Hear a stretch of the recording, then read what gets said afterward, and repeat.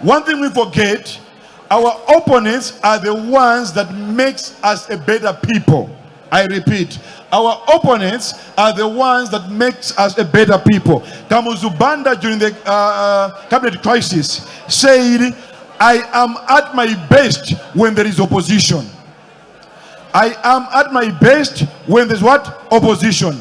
Because by having someone who is able to question your thinking, to question your idea, you are able to sharpen and even correct your thought process.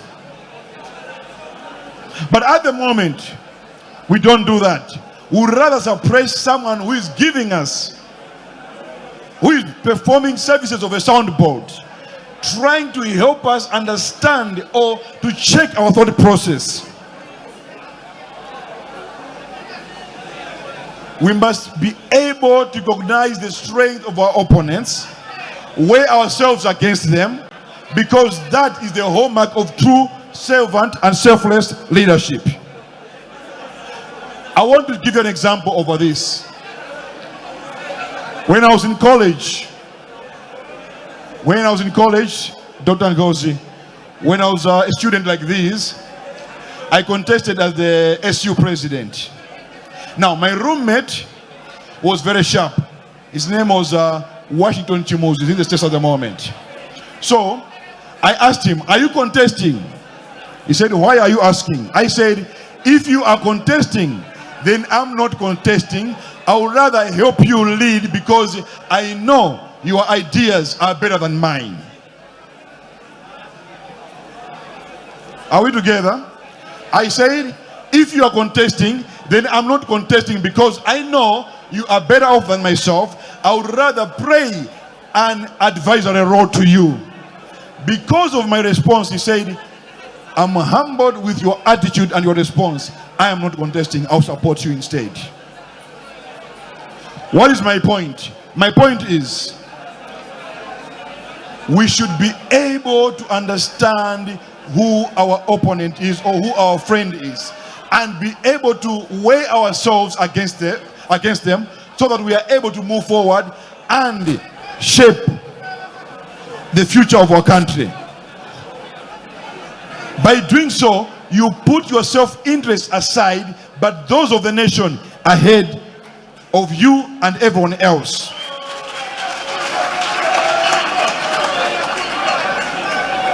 In politics, in as much as scheming cannot be avoided, this must not be the core business. Scheming after scheming, scheming after scheming against your opponents. No. Let us scheme against economic challenges that we have. Now, someone will ask, how did we get here and how can we get out of the situation?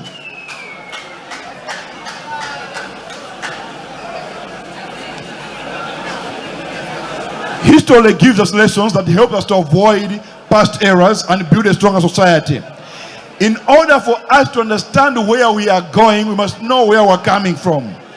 The current situation in our life, political governance, economic development is a result of a series of developments or events that happened in the past. In summary, we never got where we are by accident. Our past holds the answers to our current situation. There are a number of questions we can ask ourselves, but I'll just go to a few.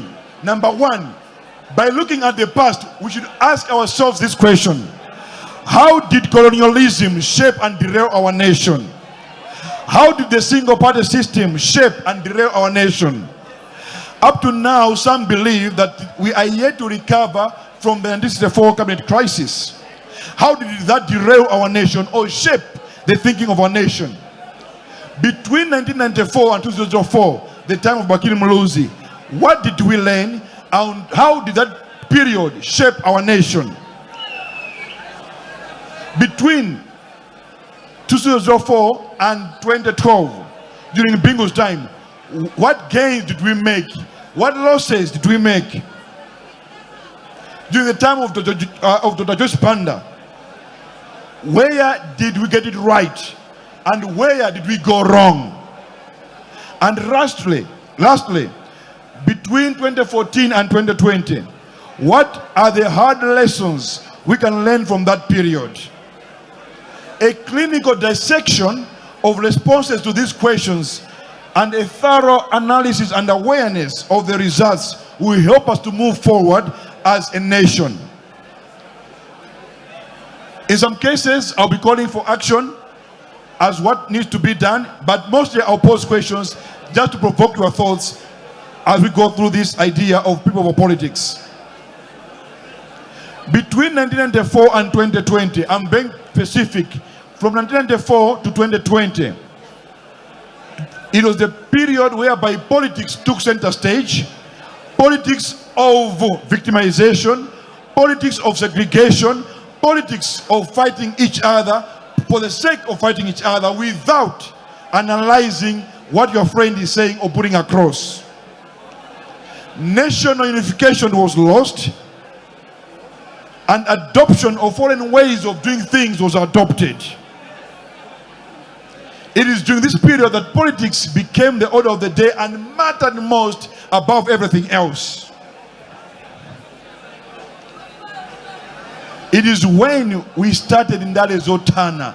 Before 1994, yes, it was there, but it matured and grew between 1994 and 2020. Ndale Zotana. It is not easy to move away from that, because you can change leaders, you can change parties, but to change the culture in politics in Malawi or everywhere, it is not easy. It requires us all to take a collective and bold stand of putting people first above anything else.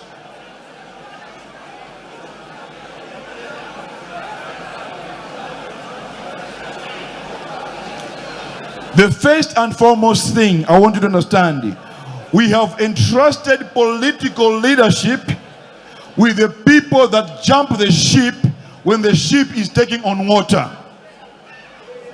Are we together? We have entrusted political leadership with the people that jump the ship when the ship is taking on water, instead of taking the bucket to serve the ship. Last year, earlier this year, when I met Dr. Ngozi in Johannesburg and we were discussing, I asked him, what is your next political step? Are you joining ANC or MK for Jacob Zuma? He responded, there is no integrity in jumping from one party to the other without a thorough analysis of and reflection of yourself and how best you want to serve your people.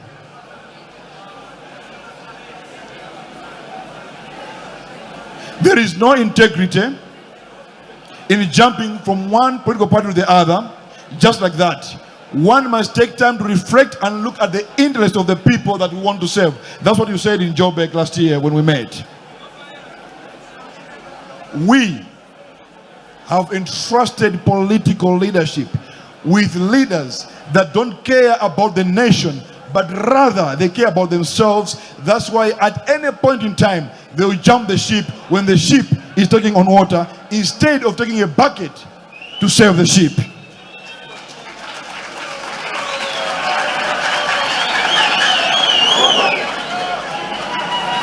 And most of the times, some of the leaders, it's hard for them to take hard decisions. It's hard for them to take hard decisions because they will affect their well-being and their interests. I'll give you my personal example, and I want you to hear me correctly. There is one company that runs fast food business in Malawi.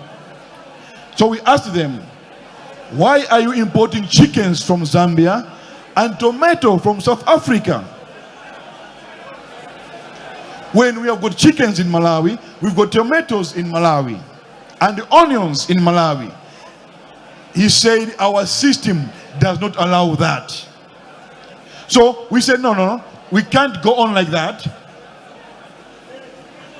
We are giving you 3 months to start getting chickens from Malawi, tomatoes from Malawi, onions from Malawi. Then he said, then we'll walk away.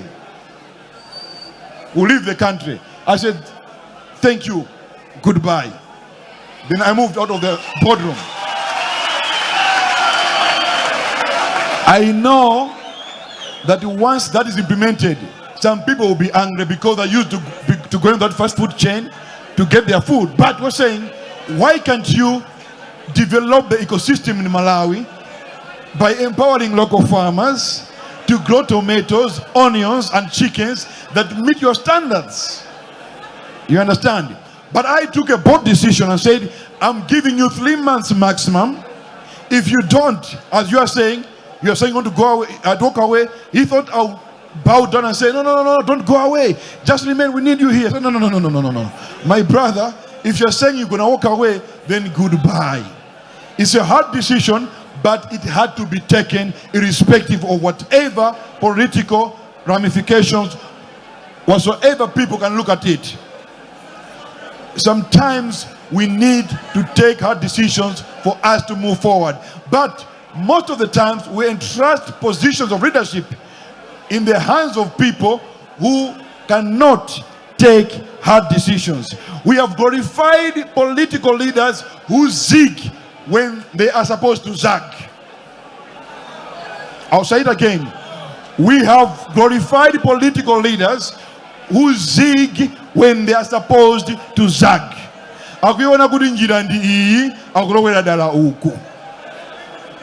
Simply because by doing the right thing, their self-interest will be affected.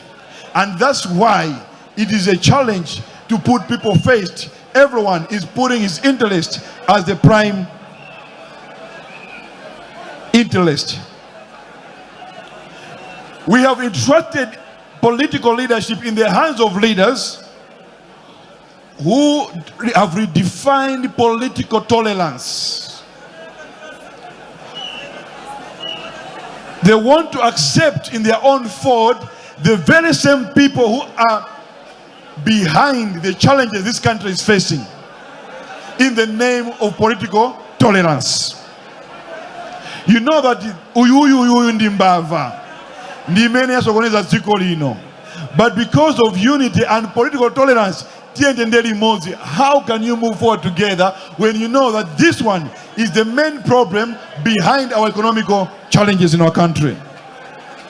We do not care about political values, but just survival. Many politicians, because of tolerance, are afraid to be alone. They associate either for financial gains or validation of their political ambitions. They will rather be with someone not because of their values, but simply because they want to validate their political ambitions or standing. I want to challenge you students and everyone listening and watching. I want to say this and get me correctly. Do not be afraid to be alone.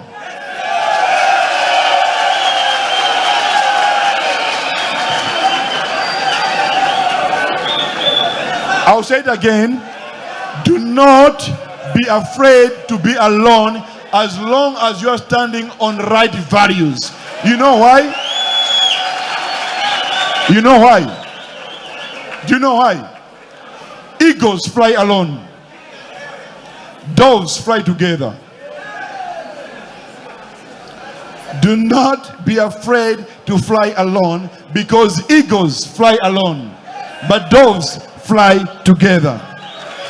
Let those who are like-minded push forward without being pushed aside by anyone. Tumvana Goma? Are we together?